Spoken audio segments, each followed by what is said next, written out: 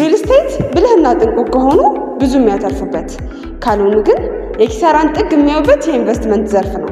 ታዲያ ብዙ ዓመት የለፉበትን ጥሪቱን አላግባብ ከማባከን የሚረዱትን 5 ነጥቦች ዛሬ እነግራቸዋለሁ። ተከታተሉ። አንደኛ፣ ስለ ሪል ስቴቱ ባክግራውንድ በደንብ ማወቅና ማጥናት ያስፈልጋል። ይህም ስለ ሲስተር ካምፓኒዎቹ እንዲሁም ከዚህ በፊት ስላስረከባቸው ሳይት ጠንቅቆ ማወቅ ተገቢ ነው።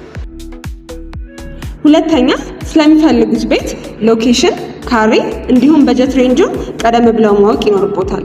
ይህም ከፍላጎቶ ጋር ማች የሚያደርግ ፕሮዳክት ለማግኘት ቀላሉ ዘዴ ይሆናል። ስለዚህ የሚሰሙት ነገር ሁሉ የአይን አዋጅ አይሆንቦትም ማለት ነው። ሶስተኛ፣ በሳይት ጉብኝት ወቅት እያንዳንዷን ጥቃቅን ነገር በደንብ ማየት። ይህ ደግሞ በቸልተኝነት የሚያልፏቸው ነገሮች ቤቱን ከገዙ በኋላ ቁጭት እንዳይፈጥርቦት ይረዳውታል። አራተኛ፣ ውሉን በደንብ አንብበው መፈረም። እዚህ ላይ የአልሚውንና የገዢውን መብትና ግዴታዎች በደንብ ጠንቅቆ ማወቅ ወደፊት ሊፈጠሩ ይችላሉ ተብለው ከሚታሰቡ አለመግባባቶች 50% ሶሉሽን ይሰጣል ተብሎ ይታመናል። አምስተኛውን በቀጣይ ቪዲዮ ላይ ይዤላችሁ ቀርባለሁ። እነዚህና የመሳሰሉ የቤት ቲፖችን ለማግኘት ፎሎ ማድረግ እንዳይረሳ። ሰናይ ቀን ይሁንላችሁ።